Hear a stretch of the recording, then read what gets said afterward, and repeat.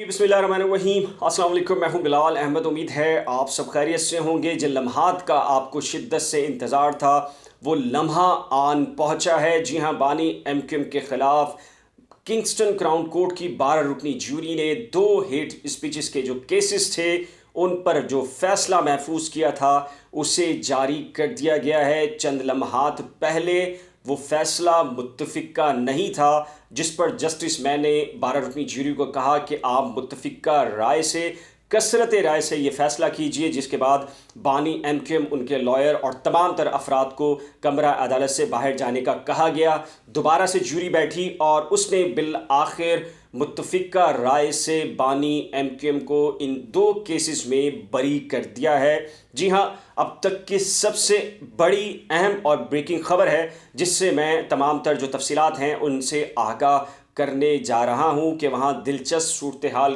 क्या हुई और जो 12 रुकनी जूरी है उसने किन शवाहिद की बुनियाद पर बानी एमक्यूएम को बरी किया है।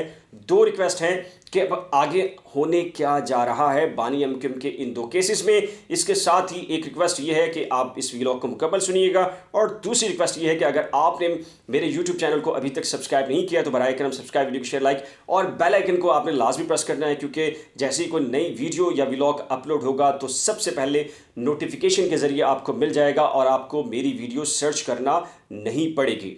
अच्छा जी, हुआ ये कि दोनों तरफ के दलाइल अपनी अपनी जगह पर मौजूद थे।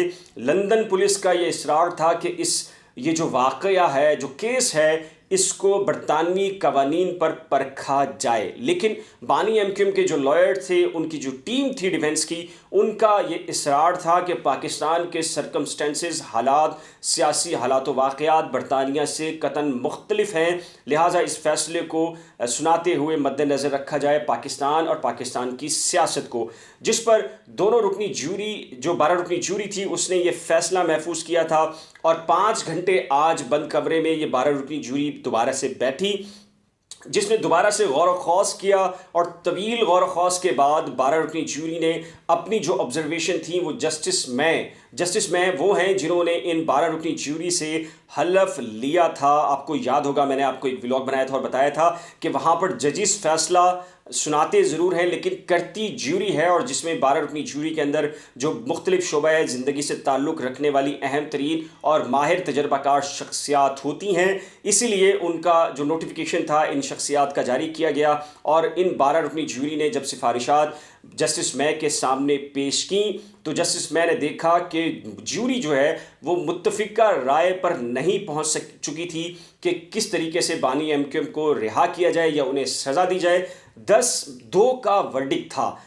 बताया गया कि 10 ने ये कहा कि इनको रिलीज़ कर दिया जाए, बरी कर दिया जाए, और 2 का था कि ये गिल्टी हैं और इनको सज़ा मिलनी चाहिए। जिस पर जो जस्टिस मैं हैं उन्होंने इस मामले को दोबारा से जूरी के सामने भेजा और ये कहा कि इन केसेस में जूरी का मुत्तफ़िका राय से फ़ैसला सुनाना ज़रूरी है, लिहाजा आप दोबारा से गौर खौस कीजिए। जिसके बाद जो बानी एमक्यूएम जो 6 से 7 घंटे से कमरा अदालत में मौजूद थे, उन्हें, उनके वकला और जो दीगर अफराद थे, उन्हें कहा गया कि आप कमरा अदालत से बाहर चले जाइए। जिसके बाद ये जूरी वहाँ दोबारा से बैठी, फिर दोबारा से गौर खौस किया गया और उन्होंने ये अनाउंसमेंट कर दी है कि बानी एमक्यूएम के ख़िलाफ़ हेट स्पीचेस के जो ये 2 केसेस थे ये साबित नहीं हुए, वो नॉट गिल्टी हैं, यानी कि बेकसूर हैं, लिहाजा उन्हें इन चार्जेस से रिहा या बरी किया जाता है। ये सबसे अहम बड़ी डेवलपमेंट है जो कि अब से चंद लम्हात पहले बरतानिया में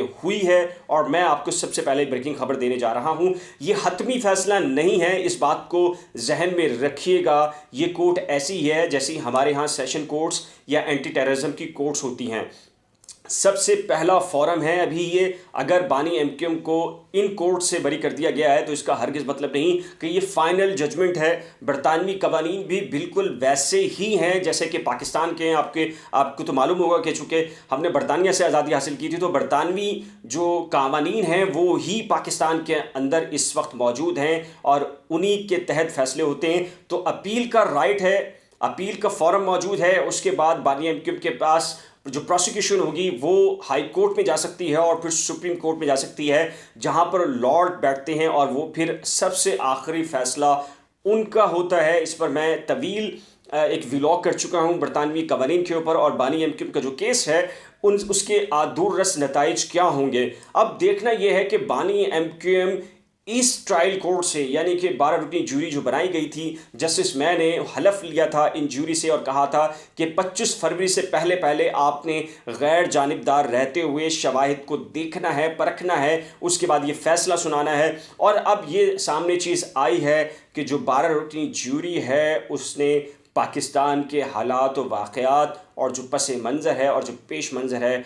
उसको मद्देनज़र रखते हुए ये जजमेंट सुना दिया है। लेकिन लंदन पुलिस के पास अब भी अपील का फॉर्म मौजूद है, राइट मौजूद है। अब देखना यह है कि लंदन पुलिस इस जजमेंट के बाद कौन सा इकदाम उठाती है। और यहाँ मैं आपको ताज़ा तरीन सूरत हाल से भी बता दूँ कि कराची की जो सूरत हाल वो ये थी कि ये जजमेंट कल बेसिकली आना था और पूरी तैयारियां थी बरतानिया के अंदर और किंगस्टन क्राउन कोर्ट के अंदर कि मुत्तफ़िका तौर पर ही नहीं बल्कि जैसे भी होगा ये 12 रुकनी जूरी इस फैसले को सुना देगी। लेकिन आज के लिए वो मुलतवी हुआ। आज भी ये 6 से 7 घंटे चला है और उसके बाद ये जजमेंट फ़ाइनल हो सकी है।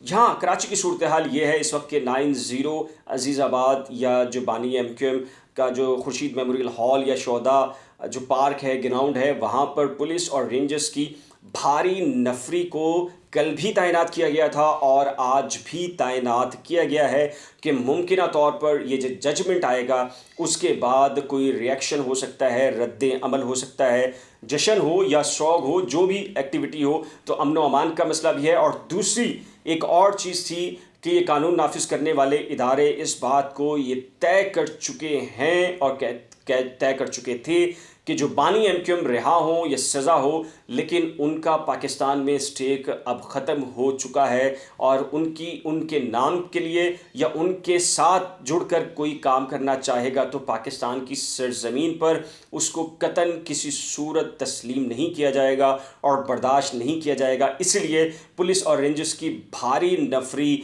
वहाँ पर मौजूद है और कानून को कंट्रोल करने के लिए, और अगर ऐसी कोई सूरत हाल पैदा होती है तो ये कानून नाफिज करने वाले इदारों का ये सख्त मैसेज है कि वो सख्त से सख्त कार्रवाई करेंगे। चूँकि बरतानिया में बानी एमक्यूएम है, लेकिन यहाँ किसी भी सूरत में एक्टिविटीज़ को किसी भी सूरत में बर्दाश्त नहीं किया जा सकता, भले से वो बरी ही क्यों ना हो जाएं। ये अब तक की अहम और सबसे बड़ी डेवलपमेंट थी जो सबसे पहले मैंने आपको बताई है। इस व्लॉग को अच्छा लगे और मालूमात मिली हों तो इसको बराए करम शेयर कर दीजिएगा, वीडियो को लाइक कीजिएगा, और अगर आपने अब तक मेरे यूट्यूब चैनल को सब्सक्राइब नहीं किया तो बराए करम सब्सक्राइब और बेल आइकन को आपने लाजमी प्रेस करना है, क्योंकि जैसे ही आप बेल आइकन प्रेस करेंगे तो नोटिफिकेशन के ज़रिए नई व्लॉग भी आपको मिल जाएगा और आपको मेरी वीडियो सर्च करना नहीं पड़ेगी।